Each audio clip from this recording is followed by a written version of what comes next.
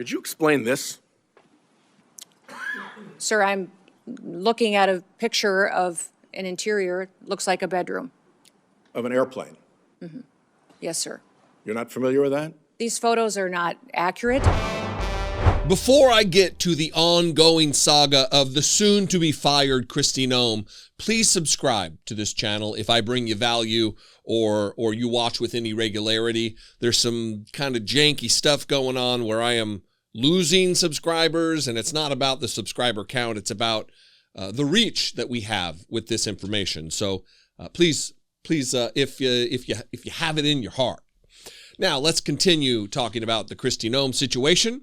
Yesterday, she testified before a Senate committee, and it did not go well. She doesn't comport herself like the maniac that is Pete Hegseth or Pam Bondi. She tries to maintain some patina of respectability, this family values conservative who it appears that she is. There are reports that she is. It is alleged that she is banging Corey Lewandowski, not her husband. This mighty, righteous woman of God, this representative of Jesus on the earth, is having an affair openly within the Department of Homeland Security, as has been written in the conservative Wall Street Journal. Back on February 13th, just a few weeks ago, I talked about a story in the Wall Street Journal, and I read a little bit to set the stage here for Sheldon Whitehouse, the senator from Rhode Island, absolutely laying waste to Kristi Noem about the bedroom that ostensibly she's banging Corey Lewandowski in at taxpayer expense, that's on her luxury 737 MAX plane that they're spending $70 million on.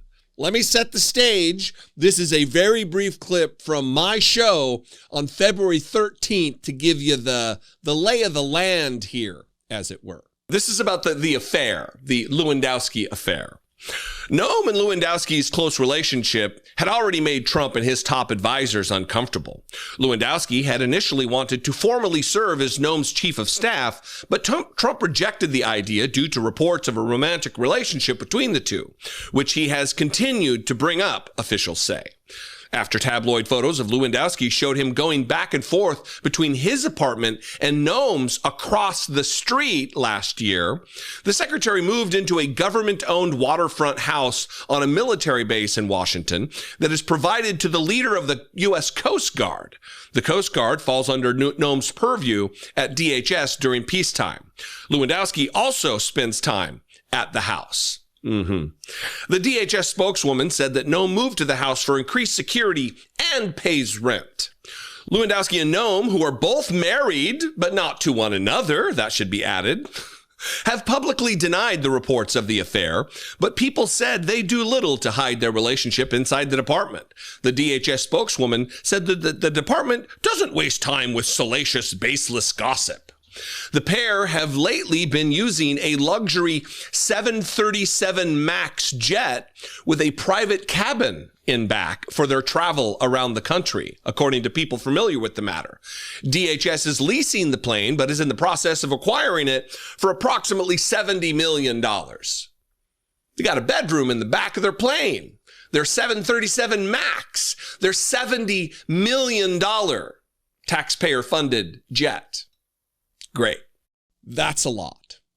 And it's good that we have some political leaders in this country, in the Democratic Party, who are not going to let this story die. They're going to ask her directly to her face about the bedroom on her luxury $70 million jumbo jet that she travels around in.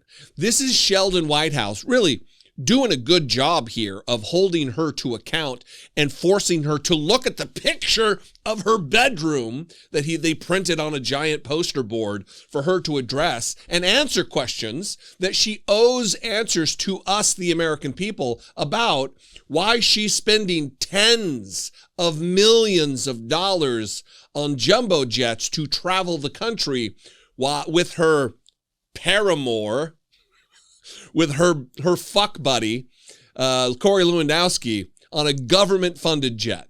Could you explain this? Sir, I'm looking at a picture of an interior, looks like a bedroom. Of an airplane. Yes, sir. You're not familiar with that? These photos are not accurate. If you're referring to the airplanes that the Department of Homeland Security has purchased and are purchasing, we're using them for long-range command and control aircraft that is dictated in statute by Congress for the Department of Homeland Security to have a plane. You did not use a luxury jet with a bedroom in it? Yeah, we used a 737. I've been on it once, but it is being used by other administration officials, and it is used for command and control flights for the department. The department has found that in purchasing our aircraft, that we will save the taxpayers hundreds of millions of dollars. Does it have a bedroom in it? In fact, we spent $1.442 billion on ICE deportation flights last year. Does it have a bedroom in it? I believe it's being refurbished and not having a bedroom in it. So it is being refurbished. What kind of deportee justifies being flown out of the country in a luxury jet with a bedroom and accommodations like this? There are aircraft being purchased that will be utilized for executive air travel and for deportations. Well, if you remember, said in the that this past, was we gonna have be used deportation. jets of this size and this configuration for deportations in the past. If you remember, In this configuration, by this configuration, you mean I with a didn't see bedroom the and inside of luxury them. accommodations like this That you've plane- used for deportations. Is that true?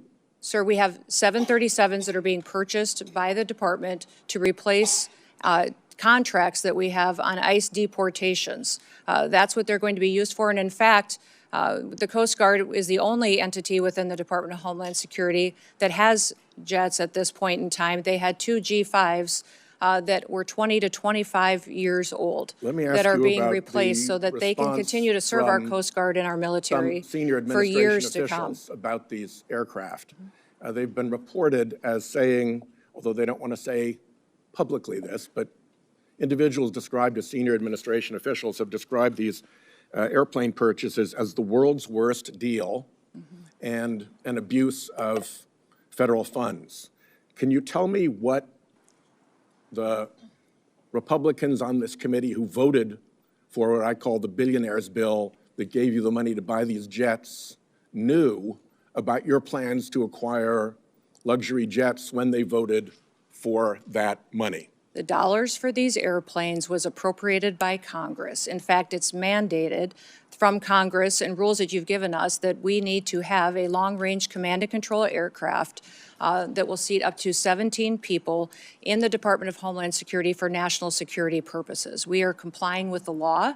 Those planes are being refurbished and will be utilized for that, see. and they'll be utilized by in my members of last the minute, if you don't administration and mind. other components. First, They will also cut our costs, sir, First, in my last by minute, almost if you don't mind, 40%. We are saving the you- taxpayer 40% by purchasing our own aircraft May I and have a operating minute? them rather than being susceptible to the contracts that they have today. may I have an extra 2 minutes to fill in the filibuster there?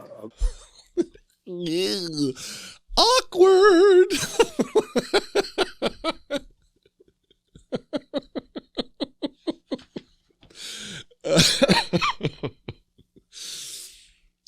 These people are beyond ridiculous, beyond parody. I mean, they're in every single Senate hearing with these people, oversight or not, turns into something so outrageous that SNL wouldn't want to do a bit about it because it's just too fantastical. That we have, as a member of the party that claims to be good stewards of taxpayer dollars, spending tens of millions of dollars on jumbo jets with bedrooms so they can have sex with, ostensibly, allegedly, maybe not, they're the person they're having an affair with. The Christian family values, America first crowd. The reason that this is important is to put before the American people, so those on the fence or have up to this point been loyal to the Republican Party, been loyal to Donald Trump, been loyal to MAGA and the America First movement, that realize these people don't have your best interest at heart. They're not looking out for you. They're looking out for themselves. And apparently in this case, their own pleasure to their genitals. at taxpayer expense, at vast taxpayer expense. Later in the day, I'm going to do a story about her granting no-bid contracts for nearly $250 million to her little assistant secretary, spokesperson, Tricia McLaughlin's husband. All of this is just self-dealing corruption on the part of these people. The fraud, waste, and abuse crowd is actively committing fraud, waste, and abuse of the charge they have to protect the homeland in her case. Anyway, what do you think? I invite you to this conversation. Let's have it in the comments below the video. Death and destruction from the sky all day long. This was never meant to be a fair fight. Pete Hegseth is a drunken morning show host who stumbled his way upward to be Secretary of Defense. He's one of these people that wants to act like, he wants to portray himself as a lover of the troops, of someone who is dedicated to the prospect of the Constitution and freedom and liberty and all of the jingoistic nonsense that they use as props. Republicans use it as a cudgel against everybody else. That you can't be more patriotic than me. You can't love the troops more than me. Lethality, all of these buzzwords. It's very, very bizarre. Yes, actually, just this morning, he gave a press conference. Again, more information that they're supposed to be delivering and disseminating to the American people about Donald Trump's war in Iran. And they're just not doing it. It's like a high school pep rally. It's, again, like I said yesterday, he is like a petulant child. He's like a tantrum thrower. He's like that meathead in high school who acted like might made right. And now he's the Secretary of Defense and is still acting like this. He's still talking like he's a roided up. I don't know. He's certainly not on roids, a little spindly leg puke, but he's acting as though because we are stronger than any other country militarily, it makes what we do right.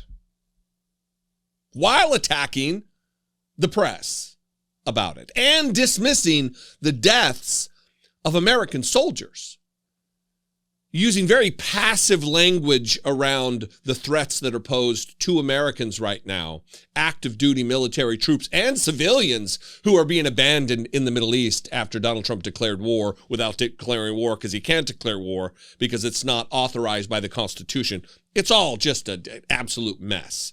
But I have two clips here. One is Pete Hegseth really shitting on the troops and not providing them the leadership that they so richly deserve, while maligning the constitutionally protected free press and just doing his best to make this all about Trump. Again, all of these performances from Kristi Noem to Pam Bondi to Pete Hegseth, every single bootlicker in this administration, every time they're before the camera, they're performing for one person, and that's Donald Trump, their POTUS daddy, who they know is watching on TV. This is what the fake news misses. We've taken control of Iran's airspace and waterways without boots on the ground. We control their fate. But when a few drones get through or tragic things happen, it's front page news. I get it. The press only wants to make the president look bad, but try for once to report the reality. The terms of this war will be set by us at every step. How dismissive is that? Well, when a few drones get through, or tragic things happen, what tragic things might you be speaking of, Pete Hegseth? Are you talking about the unnecessary death of American service members? Is that what you mean? When a few drones get through and some bad stuff happens. But the fake news, they just want to make Donald Trump look bad. Oh, but try for once to report on the reality. Don't report on the dead American service members. Don't do that. That just makes Donald Trump look bad. Well, listen, Pete, if the dead soldiers that are dead because of the decisions of Donald Trump and yourself, if that makes you look bad, then maybe make better decisions, brother. Now, as far as the nature of the way he communicates and which really speaks to how he thinks and what's in his brain, watch this clip where he's just being the worst version of all of us, talking about death and destruction all day from the skies. It's just like, this isn't, you should be dispassionate about what you're doing, Pete Hegseth. You should be an arbiter of the administration's agenda, certainly. But it doesn't have to ring as though you're a schoolyard bully who no one can challenge because you've got bigger muscles. I mean, in his case, that's not what it is. But he represents a military that is that kid on the schoolyard with the bigger muscles. And instead of being decent and not leading with his ego, he's just, again, the worst version of us. Watch this. U.S. and Israeli air power. Every minute of every day until we decide it's over. And Iran will be able to do nothing about it. B-2s, B-52s, B-1s, Predator drones, fighters, controlling the skies, picking targets. Death and destruction from the sky all day long. We're playing for keeps. Our warfighters have maximum authorities granted personally by the president and yours truly. Our rules of engagement are bold, precise, and designed to unleash American power, not shackle it. This was never meant to be a fair fight, and it is not a fair fight. We are punching them while they're down, which is exactly how it should be. Thus far, Operation Epic Fury has delivered twice the air power of shock and awe of Iraq in 2003, minus Paul Bremer and the nation building. The campaign has 7 times the intensity of Israel's previous operations against Iran during the 12-day war. 7 times. Look, there are a number of different things that are very troubling about this. One, and I think first and foremost, is the fact that he is signaling to troops that they can do whatever they want. They know that their commander-in-chief doesn't understand military operations, having never served, having dodged the draft, in fact. It's one thing to not serve, but to actively avoid when your number comes up, it's a whole different deal. That's not patriotism, that's cowardice. But Pete Hegseth here is signaling to the troops that their draft dodger president will pardon them. When he says, our warfighters have maximum authorities granted personally by the president and yours truly. You don't grant anything, dipshit. You're the Secretary of Defense. The Commander-in-Chief is the only one with pardon powers. And that's what I believe he's signaling here. He's communicating here is you've been granted broad authority to act as inhumanely as possible, to do whatever, to pull the trigger when it's not justified, to violate the rules of engagement, to violate the Geneva Convention, to violate the rules of war. And for those of you who don't know, there are many rules involving war. It doesn't seem like that. It seems to not line up with logic, but it is what it is. The Geneva Convention and other treaties dictate, they mandate, treaties we've signed as a nation. And they disregard it. But all of the death and destruction from the sky all day long, we're playing for keeps. Yeah. What are you doing? You're like these ICE agents who make threatening verbal threats to individuals on the street. If you raise your voice, I'll end your voice, or whatever that one dipshit said. This is the tenor of the attitude from this administration. From the top down, that's what you see. When you see your leaders, the President of the United States, act like a fucking childish asshole, it gives you permission. It gives Pete Hegseth a permission to act like a fucking childish asshole. And then just shit rolls downhill. Shitty attitudes roll downhill, and they are adopted by the command level, to the company level, to the squad level, to the platoon leader level. This is what we got. This is why elections matter. Elections have consequence. And right now, as I see it, the only way to end this nightmare, legally, constitutionally, is to flip the House and the Senate with a bold transformation in the midterms. And then we impeach, we convict, and we remove these arrogant war criminals, these drunken morning show hosts. And it's not just Pete Hegseth. Anyway, what do you think? I invite you to this, what I believe to be a very important conversation. Let's have it in the comments. You can also call my voicemail line, 714-576-4054. And of course, as always, you can email me daily@dollemore.com. I love and appreciate you very much. If you appreciate me just a little bit, if it's worth $2 a month for you, you can become a channel member on YouTube. Click the join button below the video and help produce this work. You can also go to my Patreon page, which would be fantastic. Patreon.com/I Doubt It podcast. Not just for the podcast, absolutely supports the show as well. And now Spain actually said that we can't use their bases, and that's all right. We could use their base if we want. We could just fly in and use it. Nobody's going to tell us not to use it. Old Rotten Neck is at it again. I don't know if he's got herpes on his neck or syphilis on his neck or cancer on his neck. I don't know, but it's not good.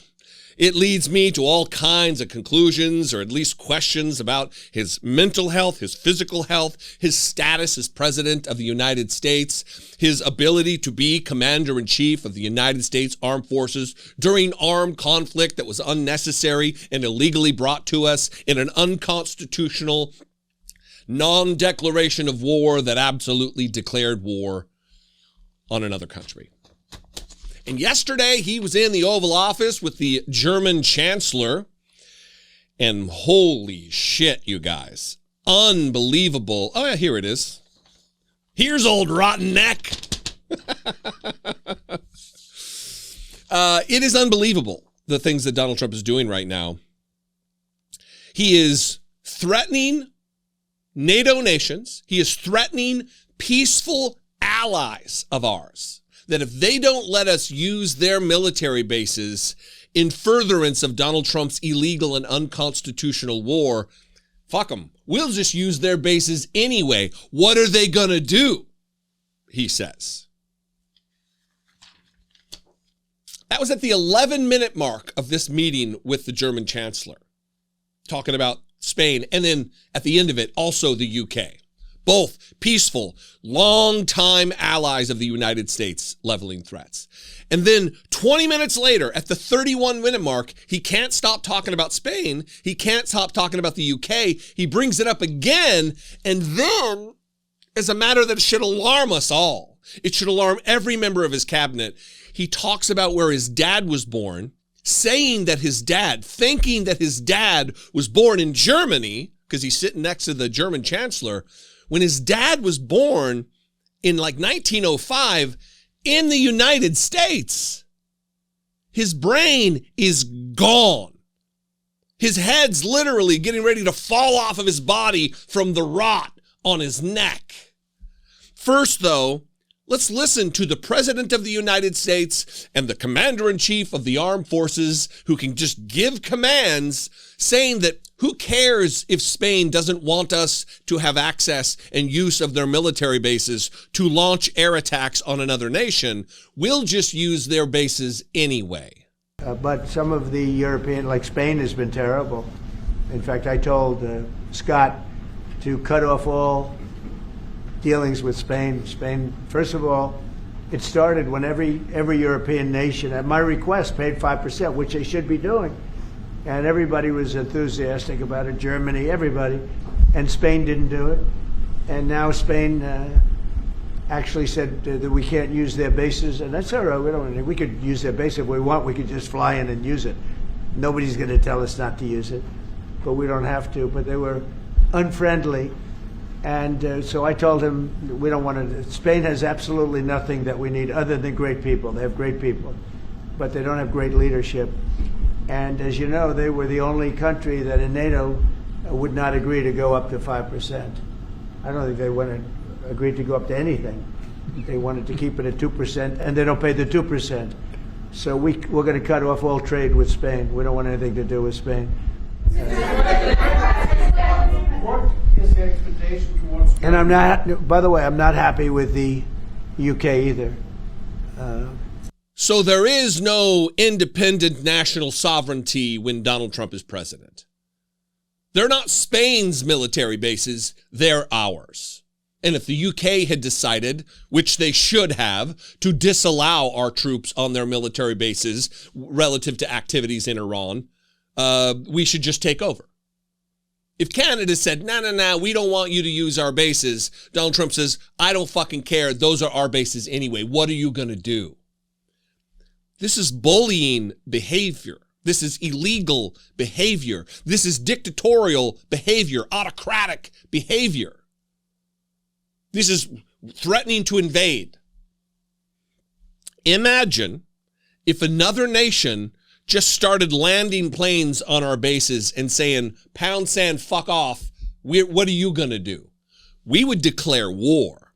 If our military jets came in approach to another nation's military base, what do you think, what kind of alarm bells, literal alarm bells, would be going off as F-15s came in unauthorized?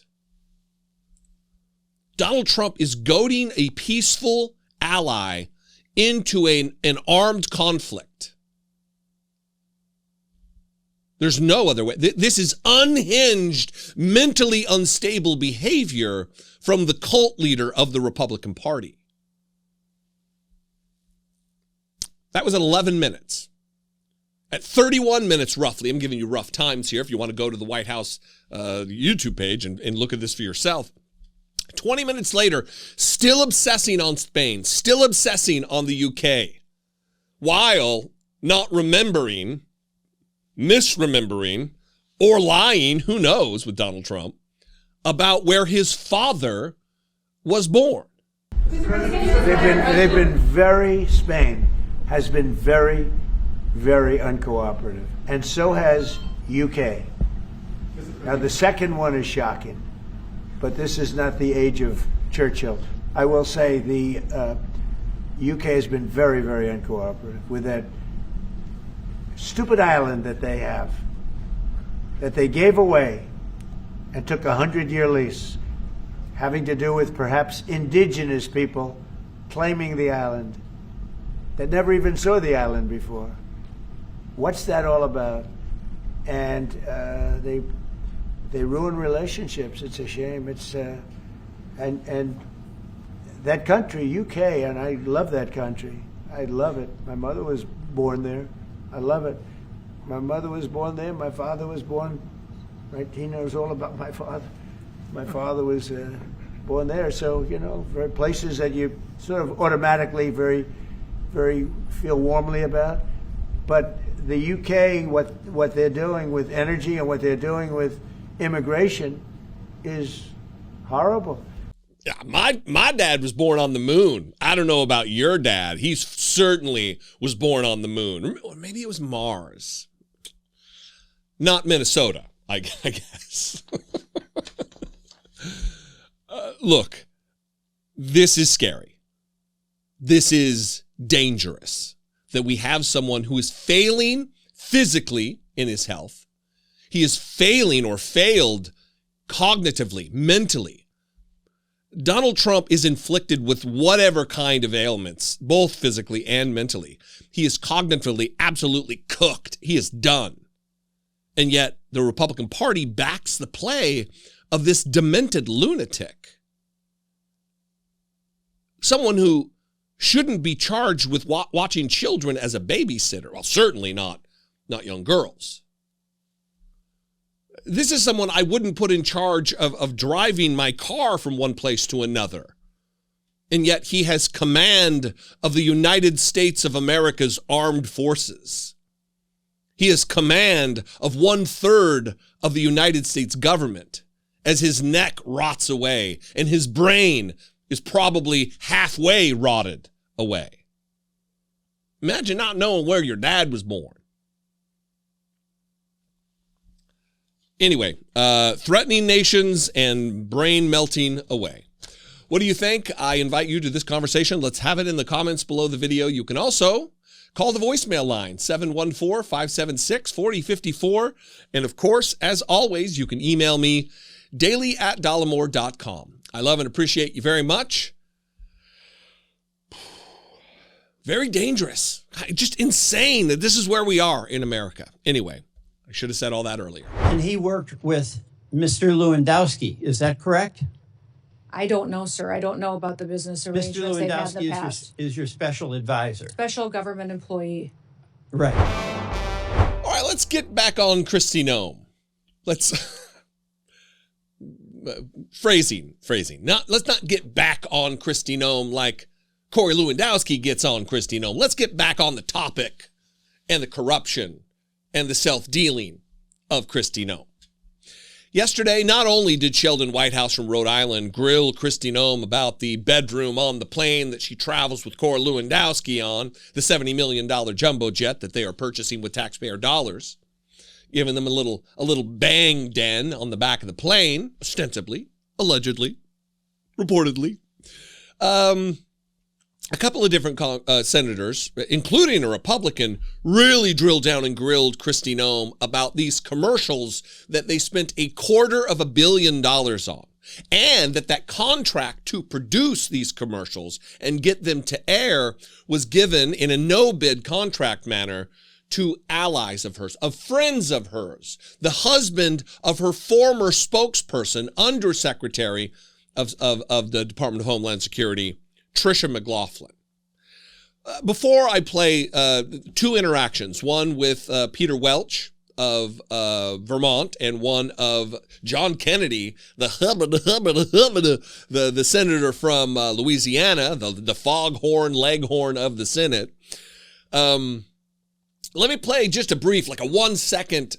This is a commercial. This is what they spent $250 million of your taxpayer money on. Her riding horseback, talking about the homeland and America and all this nonsense, doesn't do anything, doesn't promote anything other than her. Now, this is the agenda of the Department of Homeland Security that cost $250 million. One of a few commercials. Watch this. Why do I love these wide open spaces?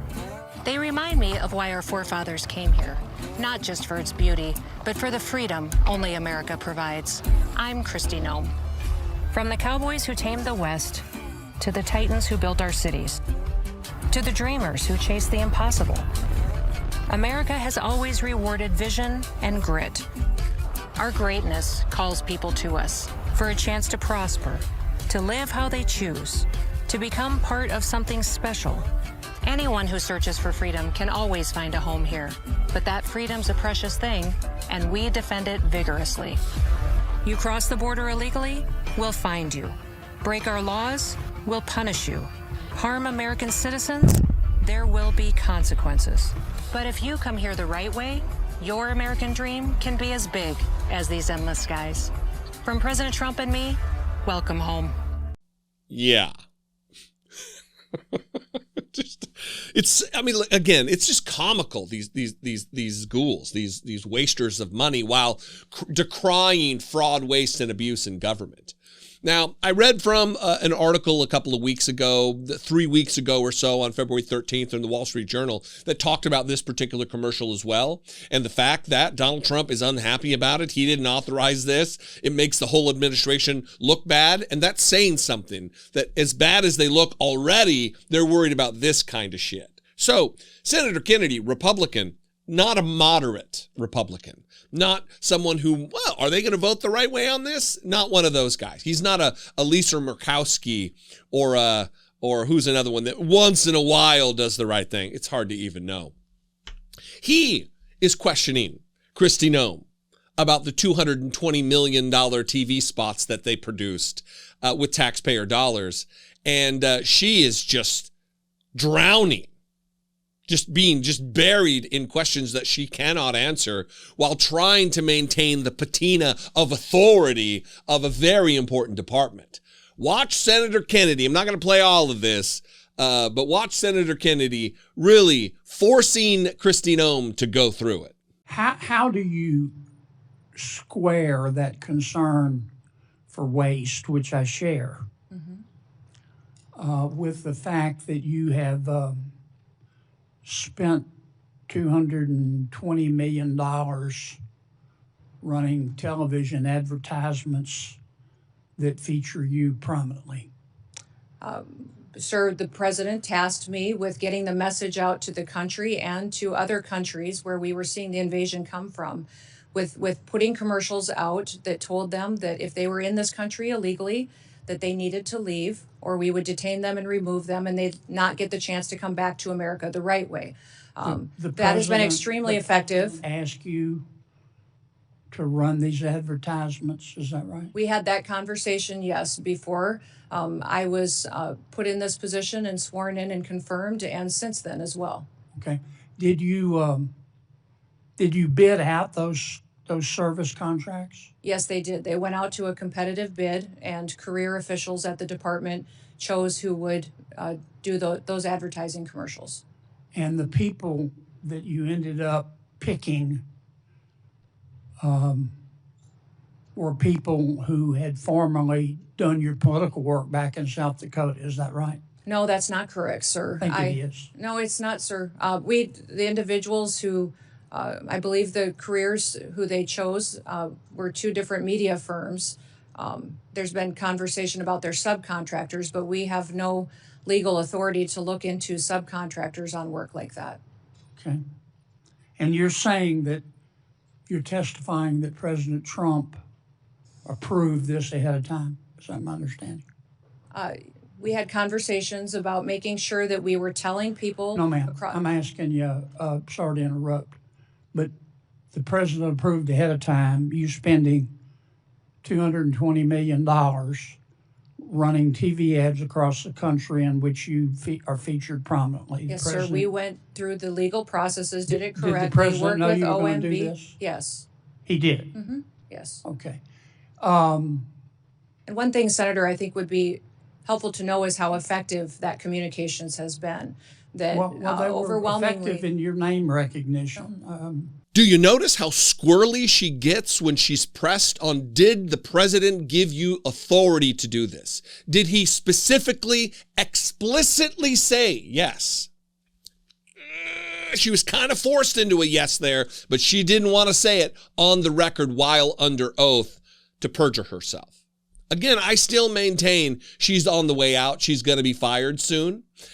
And listen, it didn't get any better. Look, if a Republican's treating you this way, if a Republican is making you face these questions, it should be a message that she is on her way out. Conservative outlets are already writing up pieces, doing deep reporting about the insufficiency that she provides the United States as the Department of Homeland Security Secretary, keeping the homeland safe, allowing armed, masked secret police to execute American citizens while giving charges of being domestic terrorists against those citizens who are not domestic terrorists, were not domestic terrorists, did not commit terrorism, were not engaged in terrorism, weren't flittering on the edge of terrorism. They were just there exercising their First Amendment rights under the Constitution. Now, Senator Peter Welch from Vermont also got into this, and I love the moment where he gives the old air quotes about Lewandowski being her special assistant. If you haven't watched my 1 o'clock video, this does dovetail nicely into that. Maybe I should have done them back to back, because Corey Lewandowski, it is rumored that they are having an affair still, and that they have their bedroom on the $70 million luxury jetliner. That's what that reference is to. But here's Peter Welch doing obviously a better job than the Republican, really making her answer the questions about this particular no-bid contract, the corrupt enrichment of one of her friends to the tune of hundreds of millions of dollars. On a U.S. government website that says that contract for $143 million was a no-bid contract. Public documentation says the contract of $143 million went to the Safe America company, created 11 days before they got an award. That company then subcontracted with the strategy group and you are familiar with many of the principals in the strategy group, correct? I know one of them, Mr. Yoho. yes. And let me show you a photograph. That's Mr. Yoho standing next to you, correct? Yes, Now, Mr. Yoho is also the husband of your former spokesperson. Is that correct? correct, Tricia McLaughlin. yes. So your former secretary, your former assistant secretary and her husband are the ones that got the subcontract from Safe America, or from Safe America. That's what the record shows. Any dispute about that? No, except there was no politicals, myself or anyone else besides career employees who were a part of that process. Except for putting out those Well, contracts and that's choosing those generous. vendors. But what you have is the Republican operative. Well, you're trying to insinuate that I'm not I insinuating. put my- I'm yes, stating a you're- fact. The fact is You're saying that I Mr. weighed in on this Yoho- contracting Mis- process and I did not. Mr. Chairman, the fact is that Mr. Yoho was married to your assistant secretary. Is married, correct? Yes, they are still married. All right. And Mr. Yoho also ran an ad campaign for you in your gubernatorial campaign, correct? Yes, And he also attended your inauguration. yes, And Mr. Yoho received $8.5 million, or his company did, from the taxpayers of South Dakota when you ran an ad promotion showing you doing various jobs like a plumber and a dentist, correct? again, that was done according to the law and processes at the state of South I Dakota. understand, but Yeah, this well- is a person that worked on your campaign. This is a person that worked on your media plan in South Dakota when you were governor. And this is a person who also worked on your memoir. Is that correct? On my memoir? And he worked with Mr. Lewandowski. Is that correct? I don't know, sir. I don't know about the business Mr. arrangements they've had in the Lewandowski past. is your special advisor. Special government employee.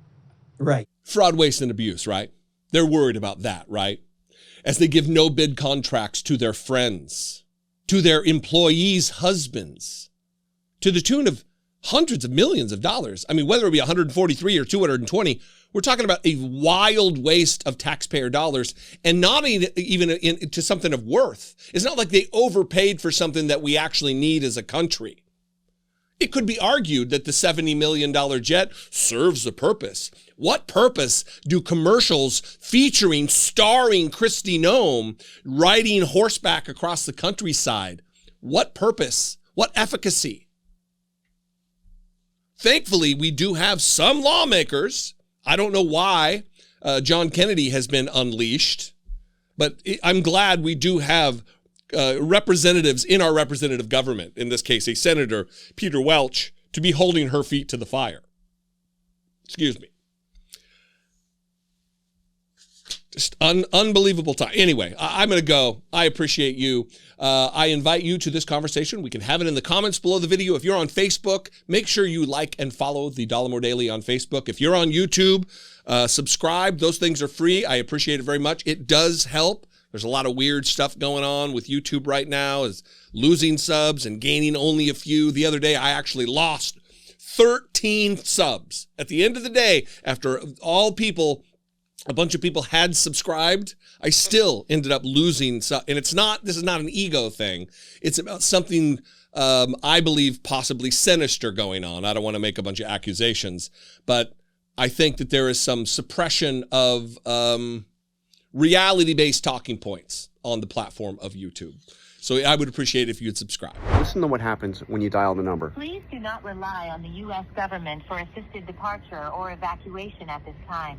There are currently no United States evacuation points. I talked yesterday about a retired major general from the United States military, stranded in the United Arab Emirates and having no help from the State Department. Well, yesterday, Marco Rubio, I guess he's the Secretary of State, even though he takes orders from Stephen Miller, neither here nor there. I've talked about that for months. Marco Rubio made a plea to the press, to the media, to the constitutionally protected free press. Hey, help us do our job. We're failing in our job of saving Americans who are stranded all across the Middle East. Please promote this website. Please help us disseminate this phone number so we can in turn help these people get home who are desperate and in harm's way in the path of rockets and missiles and artillery and weaponry and munitions of Iran. Please, I'm begging you, Marco Rubio said. Maybe I should just leave it in the air. There's going to be a big reveal with the next clip. Let's start with Marco Rubio, though. Watch his plea to the media as he fails in his job to protect Americans, failing as Secretary of State, failing as an assistant to a failing president. Watch this. We have identified and continue to identify charter flights, military flight options, and expanded commercial flight options, meaning working with the airlines to send bigger airplanes with more seats, and the combination of those three things. The impediment we're facing now, in many cases, we've had a couple instances in which we have planes in the air and on the way, and unfortunately the airspace gets closed and they have to turn back around, so we're working through those challenges. Here's the message I want to deliver Americans who are in the Middle East and in need of assistance. It is very important, and I ask this of the networks as well. It is important for you to please put both the website and the phone numbers on your screens, because we need people. We need to know where you are. We need to know. We need to have contact information for Americans that need assistance. They have to register with us, because as these options begin to open up, and as they open up, we have to be able to call you. We have to be able to reach you. We have to be able to know where you're staying, so we can get this information to you and coordinate appropriately. And it'll be a variety of methods: charter flights, military flights and transports, expanded commercial opportunities, and in some cases land routes that will allow them to go to neighboring countries who might have open airports at that point.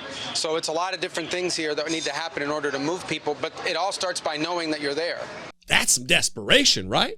Why would he need the media's help if they're just doing a crackerjack job? Is that the turn of phrase? Crackerjack?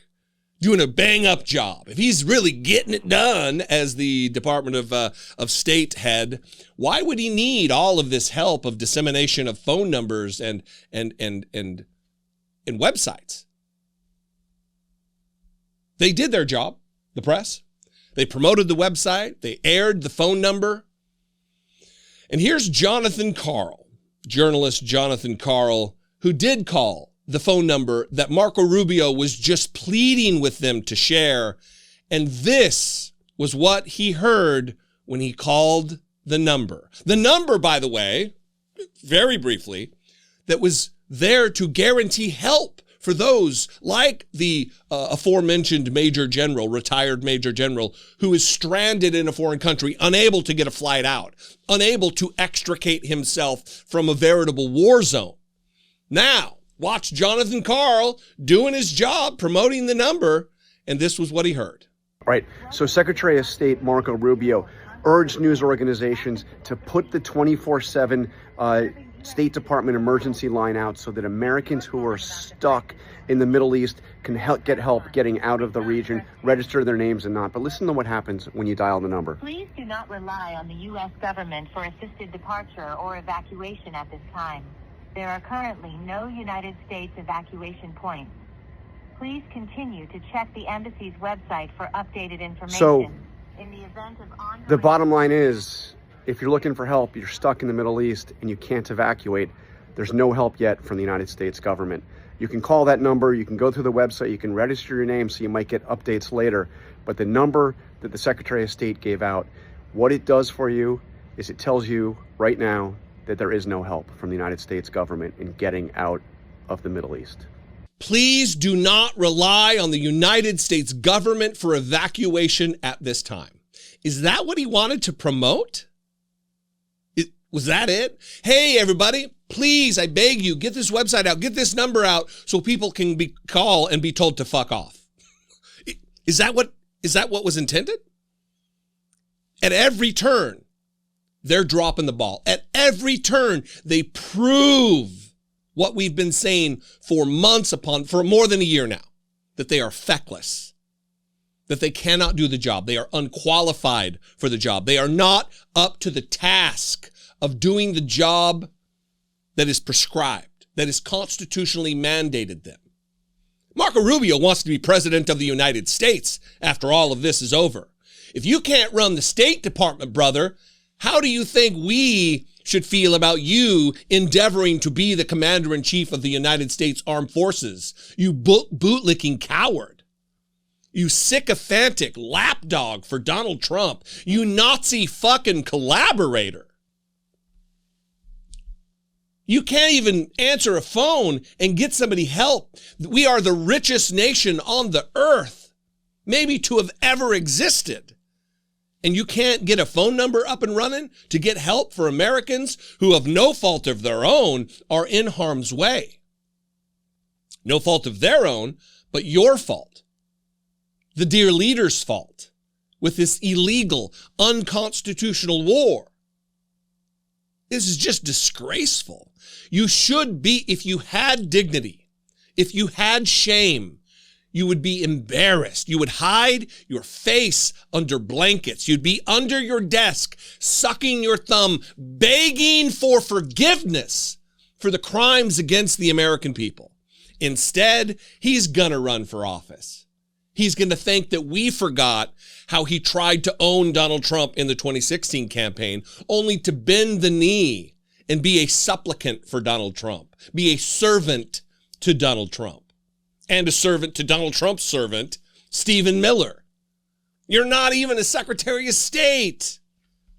Gross and weird, dangerous, disgusting, an abdication of your role, of your duty, of your job, of your constitutional oath. Scumbags, every single one. Anyway, what do you think? What did I miss? I'm sure there's something. It happens every video. You can comment below and tell me where I'm wrong, or if you agree, I would appreciate it very much. I love being told that you agree with me. That's so great. You can also call the voicemail line and tell me either one of those things, 714-576-4054. And of course, as always, you can email me daily@dollemore.com. Please consider helping support this work if you do appreciate me, and if I bring you value, only if I bring you value. If it's infotainment to you, no thanks.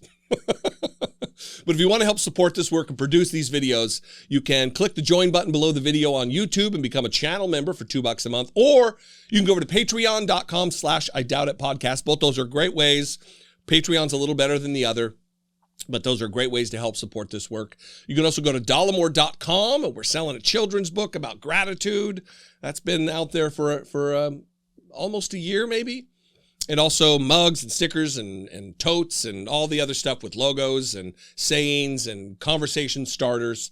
I would appreciate it very much. He should be careful with his words sitting on American soil, and I'll just leave it at that. You know, earlier when I talked about Pete Hegseth being like an arrogant high school bully type, the administration is just filled with these people, and they are just like a bully when you challenge them, when you get in their face, when you let them know you're not going to take it, they run away. They're like all the videos that you see of these MAGA pukes who walk up to like protests and they act like they're all tough, and then as soon as they get challenged, they run away. And as they're running away, they're screaming and acting all aggressive. That is such a beautiful metaphor for what this administration is just filled to the brim with. And I'm going to talk about Mike Waltz. Mike Waltz is he's a former congressman, but he's a former national security advisor for Donald Trump, and then got shit canned, and they demoted him to be the UN ambassador after the Signal Gate, after he invited a journalist into a Signal chat where they were giving highly sensitive classified information about the war plans. You'll remember all that, right? Well, that's Mike Waltz, who's now the UN ambassador to the United Nations, the U.S. ambassador to the United Nations. And yesterday he had a little back and forth, a little tiff with the Iranian ambassador to the United Nations. His last name is Aravani. And Aravani, not reading the room, has no place to chastise any American for any human rights abuse or being rude or not being polite. These people are regressive monsters who are punishing people who don't want to live under their theocratic bullshit rules. Nonsense. But Mike Walls claps back at the guy in just in the most tone-deaf manner about killing citizens and protesters. Donald Trump is doing that too. About imprisoning thousands of people. Donald Trump's doing that too. But that's not the part that I really want to focus on. I have two clips. One is the moment in the chamber of the United Nations where there's the back and forth.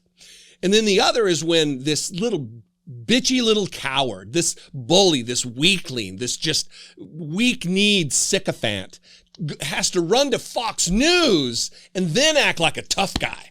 Yeah, well, I'll tell you what, you better watch what you say, especially if you're in the United States. Leveling threats against an ambassador from a foreign country that you better watch your mouth when you say things in the United States. This is just bully talk. But he's such a little coward, just a weakling, he had to run to Fox News to say it. First, though, is their interaction in the chamber of the United Nations. I have one word only. I advise to the representative of the United States to be polite. It will be better for yourself and the country you represent. Thank you. The representative of the United States has asked for the floor to make a further statement. Frankly, I'm not going to dignify this with another response, especially as this representative sits here in this body representing a regime that has killed tens of thousands of its own people and imprisoned many more simply for wanting freedom from your tyranny. Thank you, Mr. President. Yeah, Aravani demanding politeness aside, if that's a jackass thing, I would advise, you're not in any position that would be advising anybody, dipshit, advise the representative of the United States to be polite. It will be better for yourself and the country you represent. Yeah. How about you not be a repressive theocrat? How about that? How about you not be a fundamentalist in your religion and force everybody else to adhere to your mythology? All right. Secondly, when the response comes, it's equally tone deaf. It's just these two regressive autocrats representing autocrats clapping back at one another. I'm not going to dignify this with a response. Then you dignify it with a response. As this representative in here, in this body, represent a regime that has killed tens of thousands. Now, Donald Trump has not killed tens of thousands of his own citizens yet, but he absolutely represents a regressive, authoritarian, violent regime with masked secret police roaming the streets of the United States, executing United States citizens who did nothing more than exercise their First Amendment rights under the Constitution. There are concentration camps, warehouses for human beings being purchased and erected all over the country to stand up Donald Trump's mass deportation, his Nazi-like, Hitler-esque concentration camps. So who are you, Mike Walls, to make charges against Aravani like this? You guys are two peas in similar pods, dipshit. Here is him. They're going to recap what you just witnessed with a couple of short clips. Fox News makes it, they paint it as charitably as possible for Mike Waltz, and then they cut to him, and this is what he says. I'm not going to dignify this with another response. As this representative sits here in this body representing a regime that has killed tens of thousands of its own people and imprisoned many more simply for wanting freedom from your tyranny. You know, I'm going to be kind here, but it wouldn't surprise me if this guy ends up knocking on our door for asylum. This regime is falling apart. And they have abused, imprisoned, tortured their own people for far too long. They've threatened the world for far too long. Well, and they've killed. And as a veteran, well, I can tell you as a veteran how many American soldiers that the Iranians have killed, either at their hands or at their proxies. I'm a Green Beret, not my first firefight, and he should be careful with his words sitting on American soil, and I'll just leave it at that. Well, and thank you for your service to this great nation. I always say that to you, Ambassador. First of all, technically, The UN is just like an embassy. It is not technically on American soil. Thirdly, I guess that's not thirdly, why are you threatening someone for their words, for their speech while on America? You better watch your mouth if you're in America. Who are these people? Where do we find these people who peaked in high school, who didn't mature intellectually or emotionally past the age of like 15 years old? And this guy is an American ambassador to the United Nations, the former national security advisor, a former member of the House of Representatives, which not really saying much anymore. To be a congressman or a congresswoman in this day and age doesn't confer upon the office much dignity or respect by nature of it. It's how you behave. Anyway, Mike Waltz, just a fucking loser, to put it bluntly. But accurately, I may be blunt, I may be crass, but I'm not wrong. Anyway, what do you think? I appreciate your comments here. You can comment below the video on Facebook or YouTube. I would appreciate it very much, or wherever you find the video. It should be only those two places. If you see it somewhere else, and it's not from my account, it's probably a copyright violation. But would you change your position on war powers in terms of a ground invasion into Iran? What? No, I'm saying it's like this is. Anything else? Look, I'm just going to start the video in a way that's going to piss a whole bunch of people off. I often find myself feeling empathy and sympathy and feeling bad for John Fetterman. I think he is dangerous and damaging to the Republic. I think that he holds positions that are not in alignment with what is best for the citizens of the United States. I think too often he seems loyal to the agenda and the best interest of Israel, and that bums me out. And I have to parse what was brought on by his stroke. What of the bad things that he does, and he does many bad things and holds many bad positions and says many shitty things to normalize and legitimize Donald Trump on the global stage, certainly. But how much of that was brought on by the stroke, by his brain damage? And that may seem crass, but it's what it is. When you have a stroke, your brain is damaged. He is brain damaged. He has brain damage. He has emotional, mental health problems, including clinical depression, where he talked about he was thinking about suicide. All of these are very serious things, and it saddens me. I think this guy came into office as a true progressive. I do. And I think the stroke fucked him up, and it's a bummer. And he carries around some kind of a device or an app on his phone that helps him communicate. And I don't know. Here's the question. Do you think that John Fetterman is using the device as a crutch? So when he is in a press conference, like I'm getting ready to play 3 clips from, is he using the app as a crutch to be frustrated, to not answer the questions that start getting progressively more and more tough? Or is he not fit for office because his technology is failing and he can't think correctly, he can't think clearly and communicate clearly without the device, or when it breaks, he's not being a good senator, a good representative of a constituency? I don't know. He needs to be gone because he can't do his job, and when he is doing his job, he's doing a shitty job. But these are all questions that swirl. So I just want to have this conversation, but I want to play 3 clips while we have the conversation. Yesterday, he gave an under 7-minute press conference. It was between 6 and 7 minutes. If you've ever been in the United States Capitol, it's down in the labyrinth, down in the basement. As you come down the escalators to get on the Senate trains to go over to the Senate office buildings, that's where they're standing. And they're asking him about the justifications for war with Iran, and why does he approve Donald Trump, and why is he's so forceful in his support of the fascist Donald Trump, of America's Hitler, as J.D. Vance called him.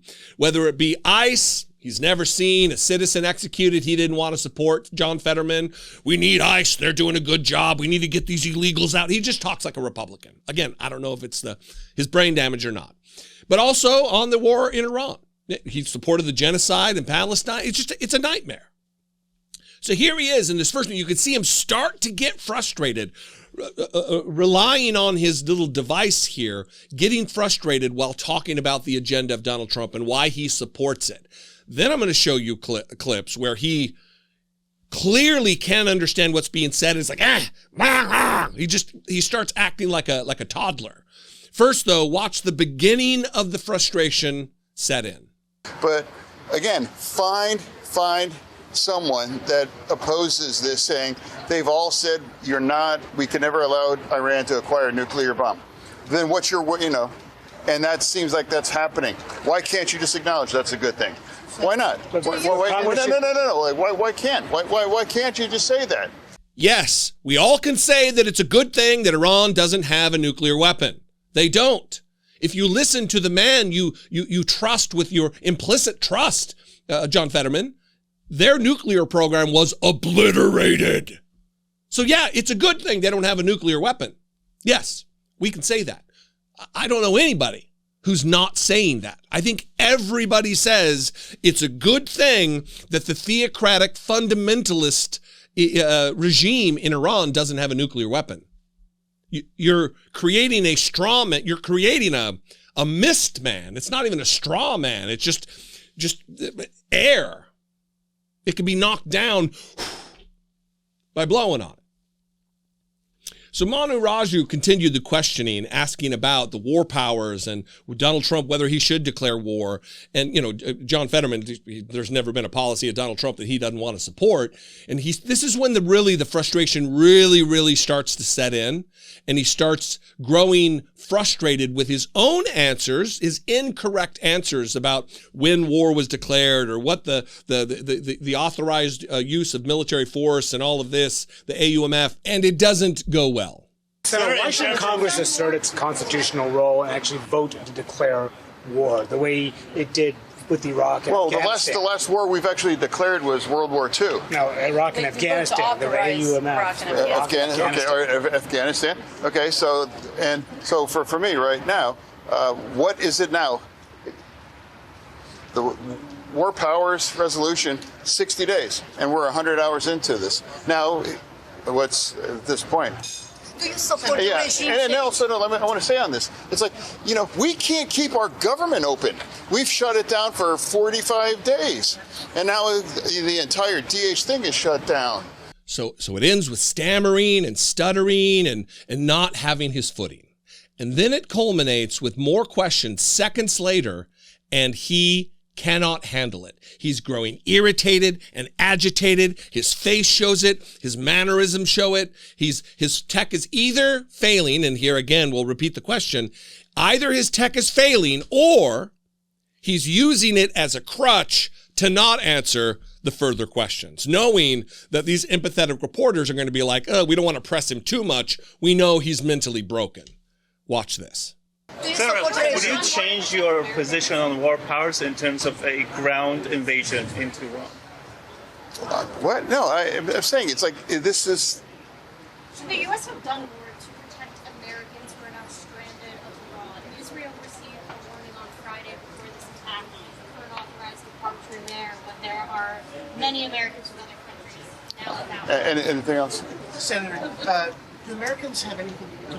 So what leads me to believe, again, I don't know, but what leads me to even ask the question of, is he using his technology failing as a crutch to not answer questions, is he really was trying to, and as soon as the question involved Israel and his fealty to Israel, he didn't want to answer. Anything else? Is there anybody else? Is there anybody else? As he hand waves questions and gets super frustrated.